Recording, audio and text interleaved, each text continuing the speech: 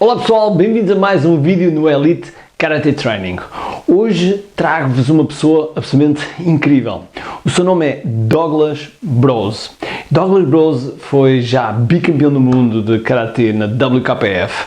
Ele é brasileiro e eu tive o prazer de conhecê-lo num congresso internacional de Karate. E começámos a falar um pouco e a certa altura surgiu a oportunidade de fazer a entrevista. Esta entrevista foi feita online, ou seja, eu estou em Portugal e ele estava no Brasil na sua residência e fizemos esta entrevista online. Eu queria o mais rapidamente possível trazer-vos esta entrevista.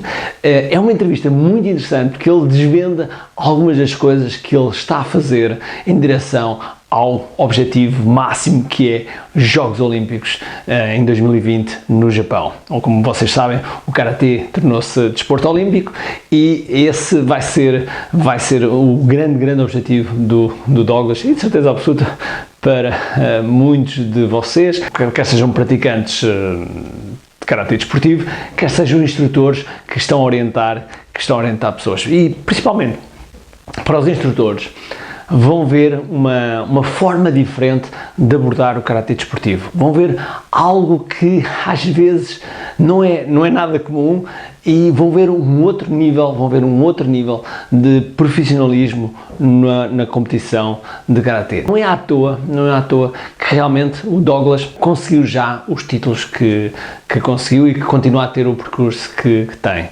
E muito interessante que é, apesar de todos os títulos que o Douglas tem, ele é extremamente humilde e é ciente, tem uma presença enorme e é uma presença absolutamente deliciosa e que eu particularmente gostei imenso. Por isso, sem mais demoras, queria-vos apresentar aqui o Douglas Broz.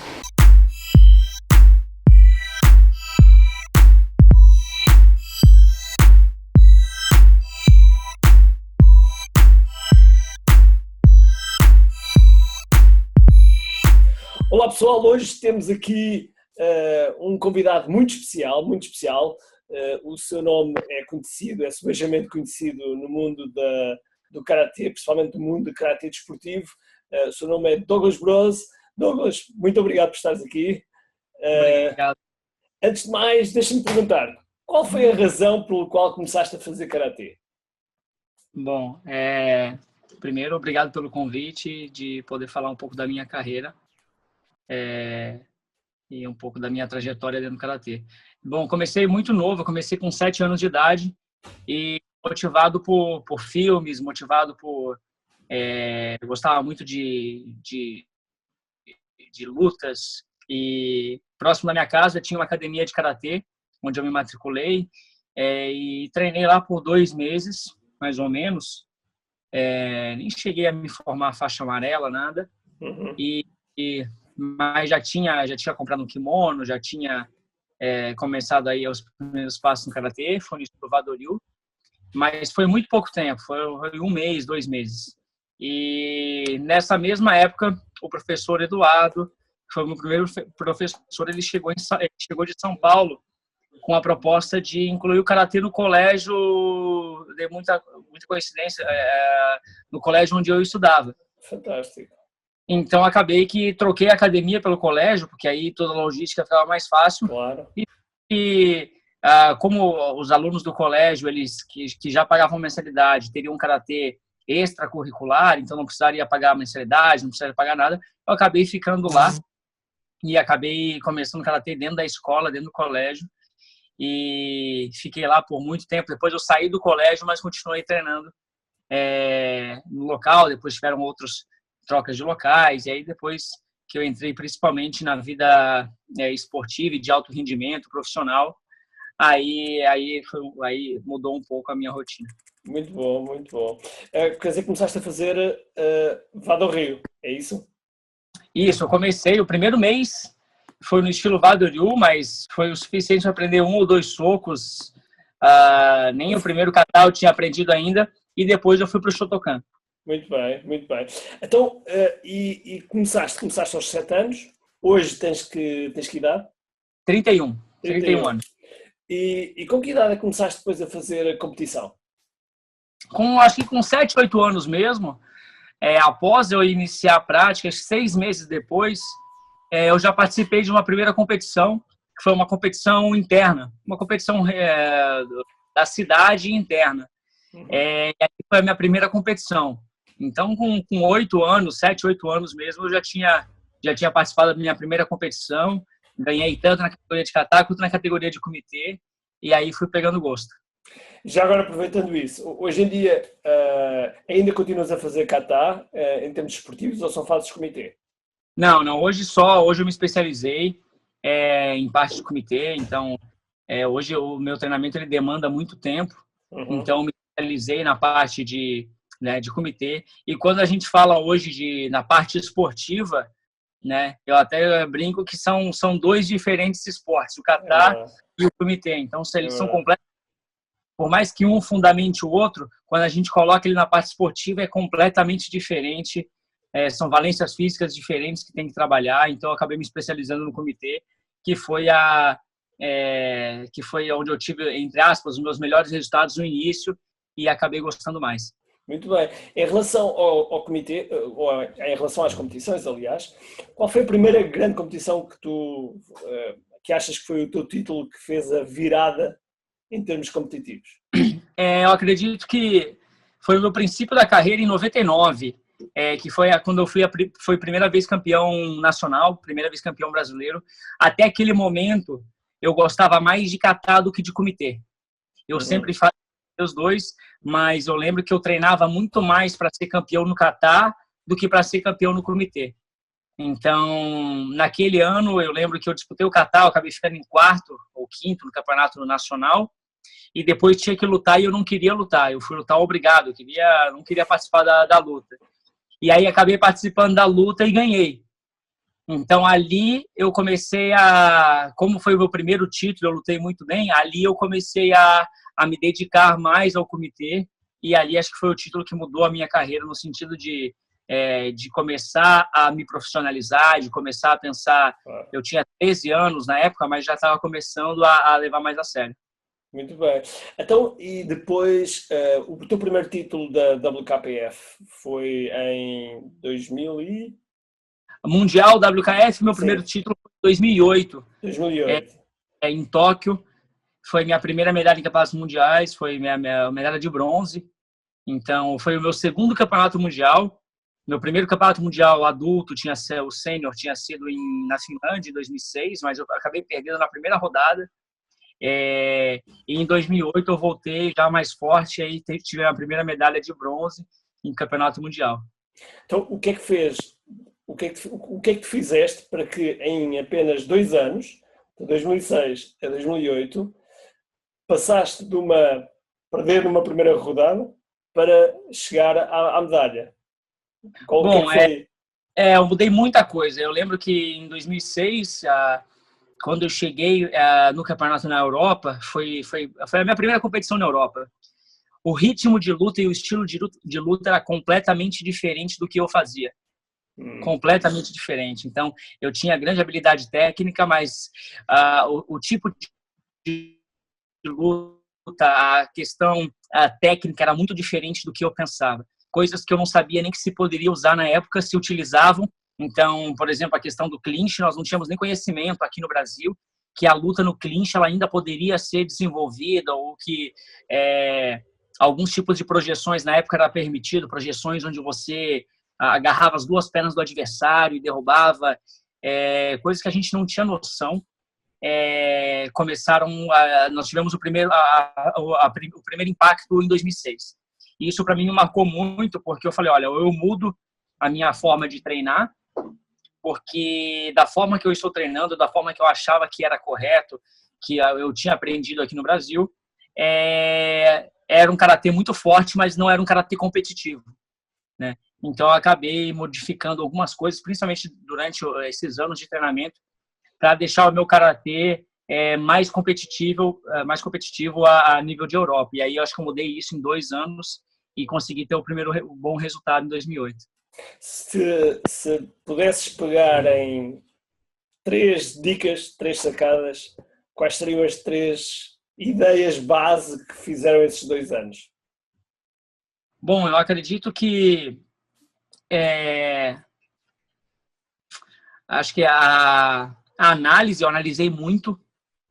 Então, eu fiz uma análise muito, muito forte do que estava acontecendo, de como que era o estilo de luta.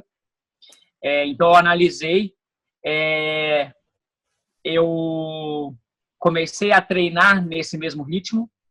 Então, eu treinei adaptado para essas competições na Europa. E também comecei a competir fora do país. Porque eu só competia... então, eu comecei a ter um nível de competição na Europa. Então, não adiantava só eu treinar aqui e não competir com gente que lutasse da mesma forma. Exato. Então, eu comecei a ir para a Europa e comecei a lutar com pessoas que também lutavam naquele estilo.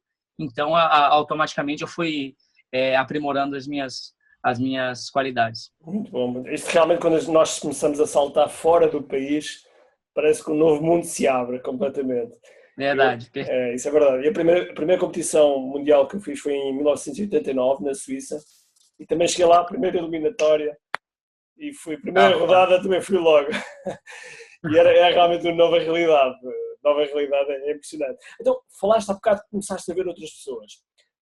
Quais é que foram, ou ainda são, as tuas grandes referências em termos de karatê de competição? Chegaste a ver pessoas como o Panda, como o Egea? Não cheguei a vê-los competindo, mas eu sempre gostei muito de estudar os grandes atletas e tal. Quando eu comecei a competir, eu lembro que em 2006, o Alex Biamonte já tinha parado, mas antes eu já tinha visto ele várias vezes em vídeos e já tinha ouvido falar dele. Mas um atleta que me chamou muita atenção quando eu fui para o meu primeiro mundial, que na época foi campeão mundial na minha categoria, foi o Hussein Rouhani, do Irã. Ele foi um grande... Quando eu cheguei lá e vi ele na minha categoria, ele foi um grande cara que eu fiquei de olho que serviu aí como inspiração para muito tempo, para muito treino. E também em 2006, aí tinha o Rafael Agaev também, que foram dois atletas que me impressionaram e eu usei como referências aí para chegar e treinar e tentar ficar tão bom quanto eles, que eu tive a oportunidade de conhecer em 2006. Já agora, qual é que é a tua categoria, só para as pessoas saberem? Não, menos 60 quilos, a mesma categoria. O Rafael Agaev é menos 60? Menos 75. Pois, eu estava convencido que ele era menos 70 ou menos 75. Hoje em dia, para ti, qual é que é o melhor karateca? Eu sei que isto é uma pergunta ingrata, mas qual é que para ti o melhor karateca desportivo? Qual é a pessoa? É o Rafael Agaev? Quem é que achas que... Eu acredito que seja o Rafael, acredito que seja ele um dos maiores na atualidade e da história toda. Acredito que tenha sido um atleta que se destacou e que abriu portas aí para um novo estilo de luta, para uma nova maneira de lutar também. É pena ele não falar inglês, é a única pena. A gente tenta sempre falar com ele, mas tem que ser com tradutor.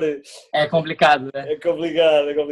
Olha, e como é que tu estás agora a preparar, pensando agora um bocadinho no 2020, Jogos Olímpicos, como é que estás a planear, como é que estás a planejar todo o teu percurso? Tens alguma coisa que... Esse ano eu comecei uma preparação muito forte, porque os Jogos Olímpicos, para mim, na minha cabeça, eles iniciam ano que vem. E não só em 2020, né? Ano que vem a gente já começa o ranking que vai classificar os atletas para os Jogos Olímpicos. Então, estou fazendo uma preparação muito forte, uma das preparações mais profissionais que eu já fiz na minha vida. Então, hoje eu estou com uma equipe de quase 10 pessoas que me auxiliam e me ajudam praticamente diariamente, entre preparadores físicos, médicos, técnicos, fisioterapeuta, psicólogo. Então, é uma equipe muito grande. Então, estou fazendo um trabalho, acho que eu posso dizer que está sendo o mais profissional que eu já fiz em toda a minha carreira. Está sendo esse ano, visando uma preparação aí para Jogos Olímpicos e para uma classificação e para uma medalha também olímpica em 2020. Então, diria que dentro de toda a minha carreira, é a Das outras vezes também eu tinha uma preparação, sempre foi muito forte, só que dessa vez acho que ela está muito mais profissionalizada, e o que acredito que possa fazer diferença para um bom resultado em 2020. Só para as pessoas terem uma ideia, porque às vezes as pessoas não têm ideia as pessoas veem os 3 minutos de combate e não têm ideia das horas que estão por trás. Qual é que é a tua rotina de treino? Quantas horas é que tu treinas por dia e quantos dias por semana? Bom, eu sempre tenho 2 respostas para essa pergunta, quando as pessoas me perguntam. A primeira é que eu treino 24 horas por dia, porque a minha cabeça está sempre atenta, eu estou sempre assistindo os vídeos, estou sempre ligado com o karatê, vendo o que está acontecendo de novo, acompanhando competição, estudando atletas, estudando os meus treinamentos, o que eu posso melhorar. Mas a minha rotina de treinamento físico, digamos assim, né, onde eu vou lá, eu tenho 2 períodos de treino por dia. Ele gira em torno de 2 horas. Todos 2 os horas dias. Cada ou 2 horas no total? 2 horas cada. Então, eu tenho um treinamento na parte da manhã, que ele demanda mais ou menos 2 horas, e um treinamento na parte da tarde, que ele demanda mais ou menos 2 horas. E eu faço esses treinamentos de segunda a sábado. Então, domingo é o único dia que eu tenho livre. Então, são praticamente 10 a 11 sessões de treino semanais, com uma duração mais ou menos de 2 horas, 1h30. Lógico, hoje o treinamento de karatê ele está muito mais compacto, ele está muito mais intenso, ele está muito mais reduzido, até para otimizar que o atleta treinar de uma forma com mais qualidade, né? Então, antigamente eu lembro que se fazia um treino de 4, 5 horas, eu passei muito por esse tempo, mas faz treinamentos muito mais reduzidos. Então, às vezes, até pré-competição, os meus treinamentos eles são reduzidos em quase 50%, 60%. Eu treino uma vez por dia só, 40 minutos, 1 hora. Então, hoje o treinamento está bem específico e bem voltado para essa parte competitiva e para também fazer com que a carga de treinamento ela também traz malefícios, traz lesão, então, quanto mais você consegue controlar o treinamento, fica mais fácil até de você manter uma carreira mais longa sem lesão, que hoje uma lesão falha muito o atleta, acaba tirando às vezes 2, 3 semanas de treino. Então, está sempre controlando bem para manter uma frequência de treinamento diária e bem controlada. Como é que, já agora, só para sairmos muito ao detalhe, mas como é que tu planeias a pré-época, a época perto da competição, porque estavas agora a dizer que perto da competição já só treinas espaços de curto tempo de treino e pós-competição. Como é que normalmente fazes este planejamento? Bom, meu planejamento de treinamento ele é por competição, né? Até porque hoje todas as competições são importantes, né? Não tem mais uma competição mais importante que a outra. Lógico, em anos de mundial tem a competição do mundial que ele é mais importante, mas hoje pensando em ranking e uma classificação olímpica, o que vai importar é quão constante você consegue ser em seus resultados, né? Consistência. E a consistência. Então, hoje a minha planificação ela é por competição. Então, ela é periodizada de 4 em 4 semanas praticamente, que é quando eu tenho competição, mais ou menos de 4 em 4 semanas. Então, a periodização e todo esse planejamento é feito por competição, né? O meu pós-competição, geralmente eu tenho uma semana pós-competição que ela é de descanso. Então, uma semana que hoje uma competição para nós aqui do Brasil, ela demanda quase 2 semanas. Né? Para quem está na Europa é muito mais tranquilo porque está aí. Então, por exemplo, para nós que vamos competir na Europa, por exemplo, uma competição às vezes demanda 2 semanas. Então, eu tenho que viajar num domingo para chegar na Europa na segunda, para ter a segunda, terça e quarta para adaptar. Na quinta já tem a pesagem, na sexta começa a competição. No domingo, sábado continua a competição, domingo tem as finais. E geralmente nós vamos embora na segunda ou numa terça. Então, se eu vou embora numa terça-feira, eu chego no Brasil na quarta-feira. E você chega depois de praticamente 24 horas de viagem, porque é o que demanda todo voo, o trajeto, espera em aeroporto. Então você ainda tem quinta, sexta, sábado e domingo para recuperar, para tentar descansar, para tentar curar o que você tem de lesão, para depois retornar aos treinamentos. Pois. Então, você analisando, para quem vive na Europa é 2 horas, é mais rápido. Para nós, uma competição às vezes demanda 2 semanas da sua preparação. Então, a gente tenta organizar isso de uma forma bem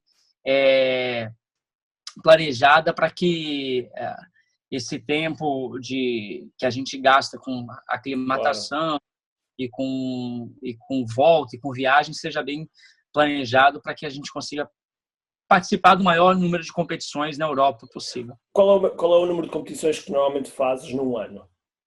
Geralmente 10 a 12 competições.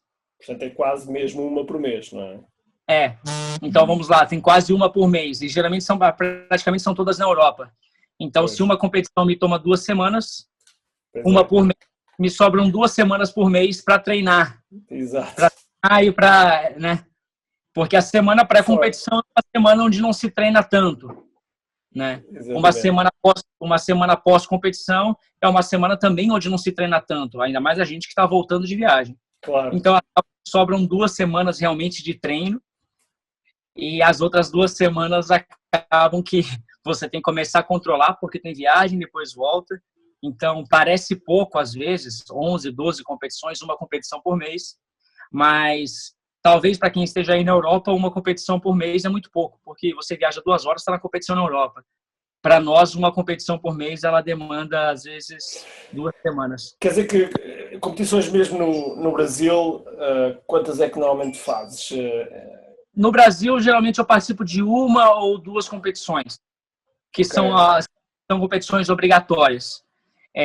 As competições que não são obrigatórias, aí eu dou preferência em competir na Europa, que aí o nível é diferente, e toda a questão da competição e a minha preparação aí já é diferente. Estou a entender. E indo um pouco à tua rotina de treino, ou seja, de manhã costumas fazer mais técnica, mais físico, como é que costumas estruturar o teu treino? Bom, eu tenho dois períodos de treino por dia. Em um período é sempre técnico e o segundo período é sempre físico, né? Então eu tenho um período, por exemplo, na segunda-feira eu tenho um treino técnico, um treino de potência. Na terça-feira eu tenho um treino técnico, tático e um treino de complemento muscular. Na quarta-feira eu faço 2 treinos técnicos por dia.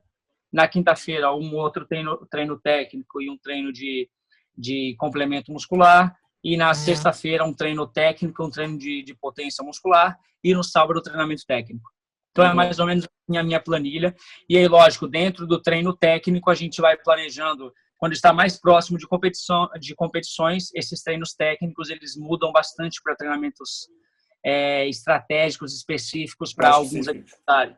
Mas específicos para adversários. Então, em determinados dias na semana a gente treina especificamente para o adversário X, que é por isso que nós planejamos por competição, porque aí fica mais fácil de saber quais adversários vão estar naquela competição, até pela lista de inscrição, e aí a gente consegue treinar especificamente para aqueles adversários que a gente vai enfrentar na semana seguinte ou em 2 semanas.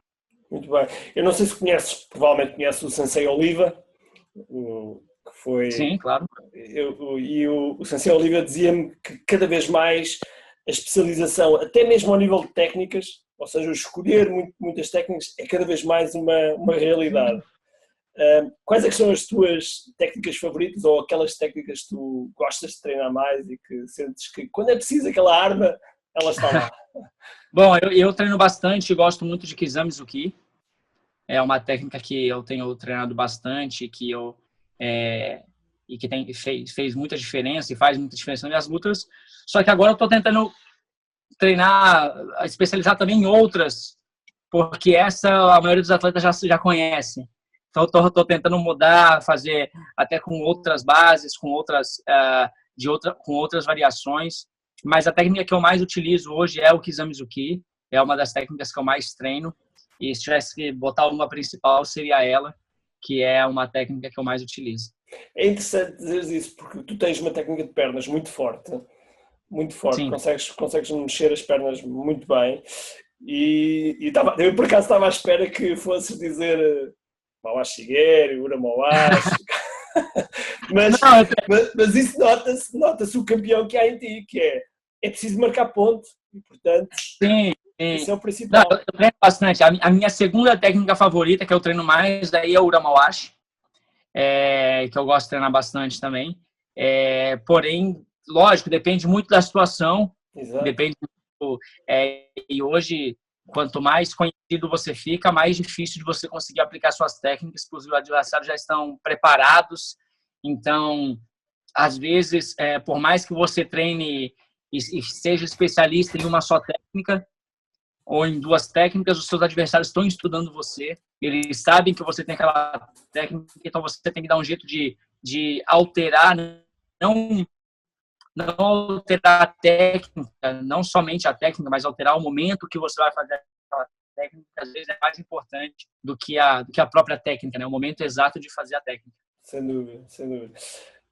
Nós temos estado a falar aqui um bocadinho das técnicas, rotina de treino, etc. Mas há, sem dúvida alguma, um aspecto que, pelo menos quando eu fazia competição, fazia toda a diferença, que é o mindset. E há bocado falavas muito de ter a equipa, um psicólogo e ter pessoas que, no fundo, estão constantemente a trabalhar, porque nós, internamente, estamos constantemente também numa batalha interior, não é? As pessoas veem-nos, às vezes, muito confiantes, etc. Mas nós também temos os nossos momentos de baixa. Como é que tu treinas isso? Como é que tu trabalhas esse mindset? Bom, eu faço acompanhamento psicológico também, só que a principal forma que eu trabalho isso é com a minha esposa. Ela é minha técnica. Ela é karateca também, sim. E ela foi atleta, também foi medalha de bronze, campeonato mundial, campeã aqui no Brasil durante muitos anos.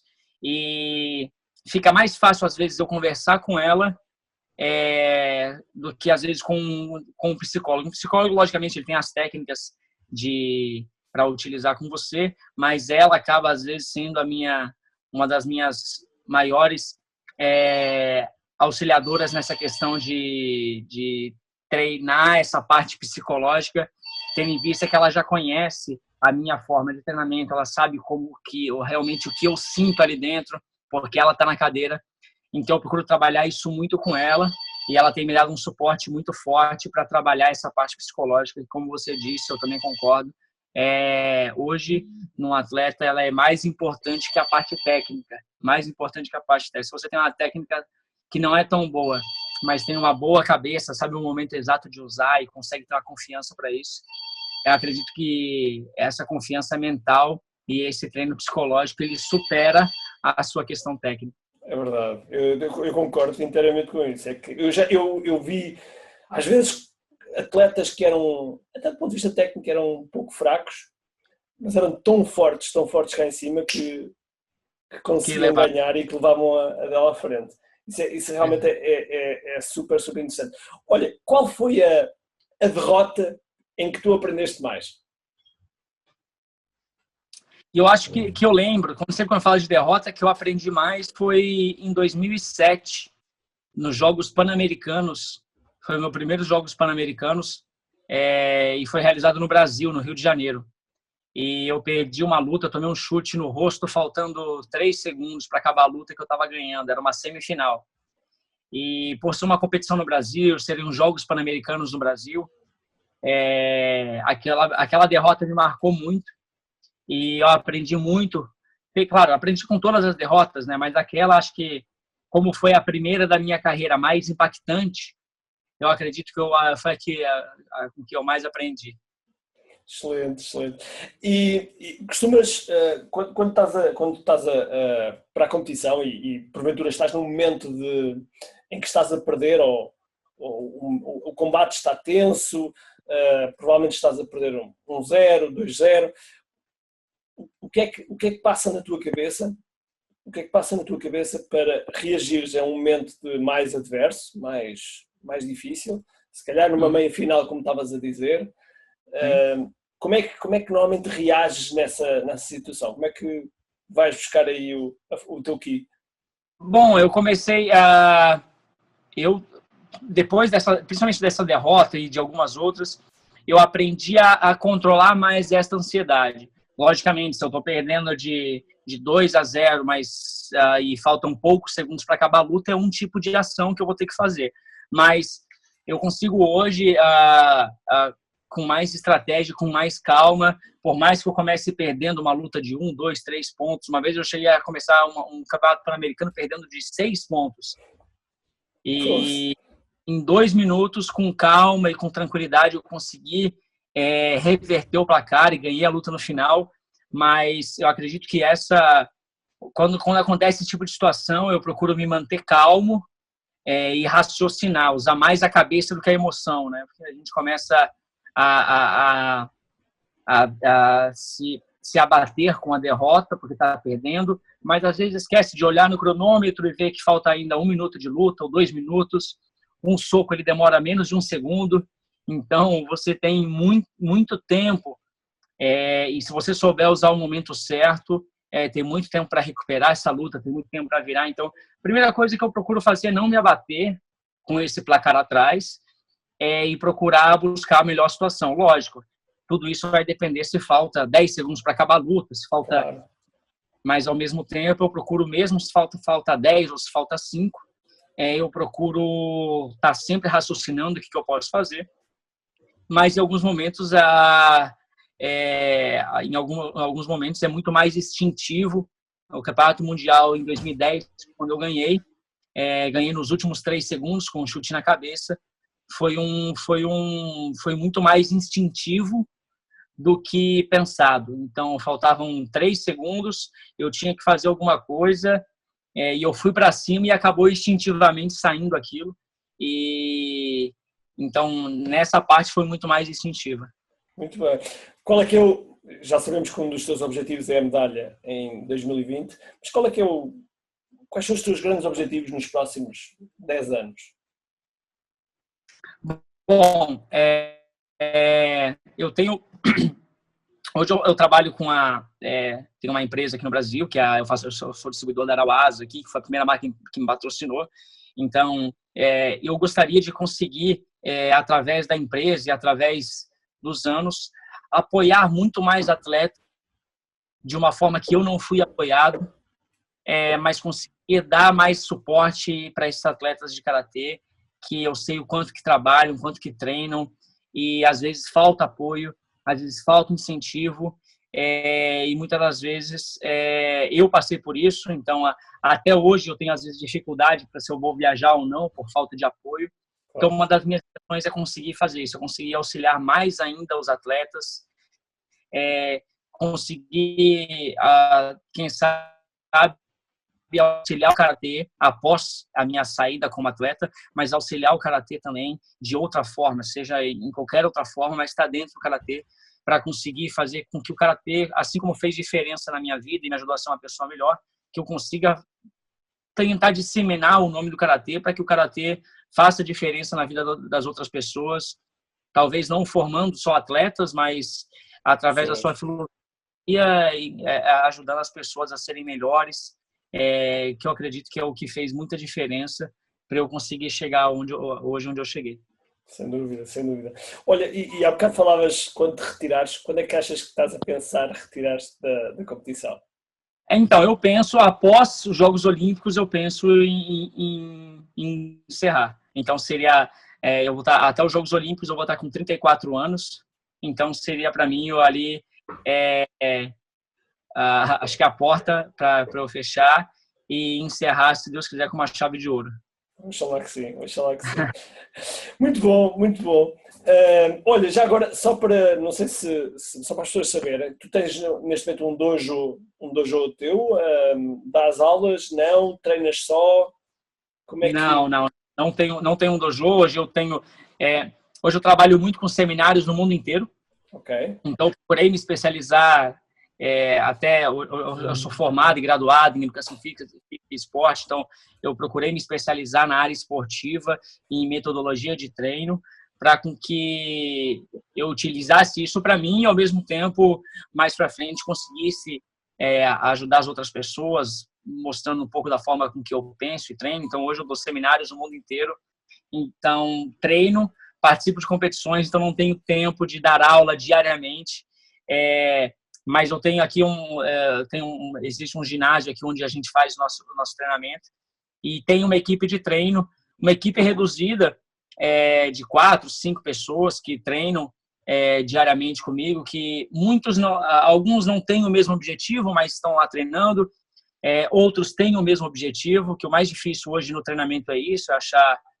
parceiros de treino, não só físicos, mas que tenham o mesmo objetivo que você, né? Porque um parceiro de treino que não tem o mesmo objetivo com você, ele vai faltar. Claro. Se um dia ele tiver que escolher entre treinar e fazer outra coisa, ele vai escolher fazer outra coisa e não treinar. Claro. Então, a maior dificuldade é achar pessoas que tenham o mesmo, né? E constantemente eu tenho viajado, atletas de seleção vêm muito aqui para minha região, então nós organizamos acampamentos de treino constantemente, então tem sempre atletas de nível também treinando aqui na minha cidade, eu sempre que possível estou indo em outros lugares treinar, e essa é a vida do atleta que num esporte onde a gente não tem ainda mais um país, né, que é muito grande, então fica difícil você ter uma equipe forte em um lugar só, né? Até acompanhando outros atletas, eu vi que não é só aqui no Brasil, até mesmo na Europa eu vejo atletas que moram numa região, às vezes é um pouco longe das outras regiões e treinam praticamente sozinhos, entre aspas. Tem equipes mas são equipes que não são de alto rendimento, não são às vezes especializadas, mas são equipes que você consegue desenvolver o treinamento. Isso para mim nunca foi desculpa. Sempre fiz o meu trabalho o melhor que poderia ser feito, independente de quem estivesse na minha frente, se fosse um faixa branca ou faixa amarela, ou se fosse um campeão. Então, eu sempre procurei fazer isso para que essa questão de não ter tantos parceiros de treino não influenciasse nos meus objetivos como atleta. Fantástico. Olha, então, só quase aqui a terminarmos, disseste agora uma boa dica, que é ter bons parceiros de treino, que partilhem os mesmos objetivos, a mesma visão de treino. Que mais 2 dicas tu darias aos karatecas que estão a ver e que gostavam de atingir os teus títulos, os teus voos? Bom, acredito que a disciplina, você ser disciplinado e você ter tudo realmente... Você tem que saber onde você está e saber onde você quer chegar, né? Às vezes a gente procura olhar para frente para ver onde nós queremos chegar, mas às vezes falta olhar para baixo para ver onde você está, né? Então eu procuro sempre fazer isso, onde que eu tô e onde que eu quero ir, e através da disciplina eu consigo ter um rumo, eu consigo ter uma direção que talvez não vai ser o definitivo, mas pelo menos eu sei onde eu tô e eu sei onde eu quero chegar. O caminho que eu vou usar para chegar até lá, às vezes pode ser diferente do caminho que outras pessoas usam, mas eu sempre procuro ver onde eu estou, onde eu quero chegar, e ter a disciplina de seguir os meus treinamentos religiosamente, e principalmente quando eu estou no treinamento, eu dou meu máximo. Para mim não tem treino... 50%. Não tem. Se eu estou cansado, eu não treino. Eu não vou treinar para fazer menos do que o meu máximo. Eu vou treinar para fazer sempre mais do que eu fiz ontem.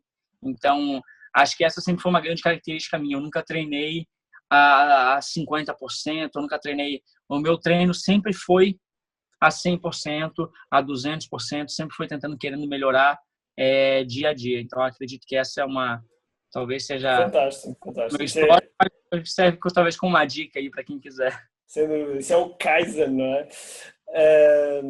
Olha, em modo de última pergunta, que mensagem é que tu gostavas de passar? Muito provavelmente muitos karatecas, principalmente se calhar portugueses, mas também brasileiros, Claro. Gostarias de passar às pessoas que estão a ver neste momento aqui a nossa pequena entrevista? Bom, primeiro agradecer a oportunidade, agradecer a todas as pessoas que torcem por mim, enviam mensagens e me dão força para continuar e admiram o meu trabalho.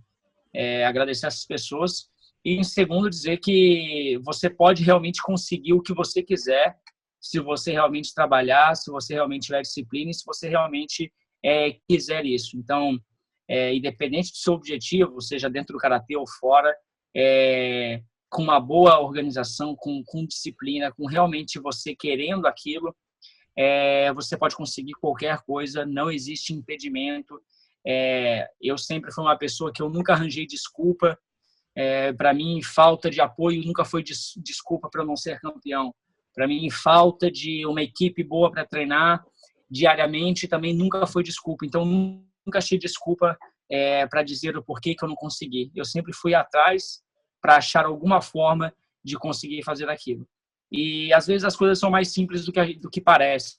Então, se dediquem, realmente ponham na cabeça e no coração de vocês o que vocês realmente querem e se doem ao máximo aquilo. E não tem como não dar certo. Eu falo de carteirinha porque não tem como não dar certo. Tudo que eu planejei na minha vida, graças a Deus, aconteceu. E não tem como não acontecer, e não tem como não dar certo se você realmente trabalha e batalha pelo que você quer. Fantástico, Douglas. Olha, muito obrigado pelo teu tempo, super precioso. Eu de certeza absoluta que as pessoas vão tirar muito, vão se inspirar em muita coisa que tu disseste e muito obrigado. Um grande abraço para ti e vamos falar de certeza absoluta, está bem? Vamos. Obrigado e boa tarde aí. Fica com Deus. Até mais. Boa sorte. Tchau. Tchau.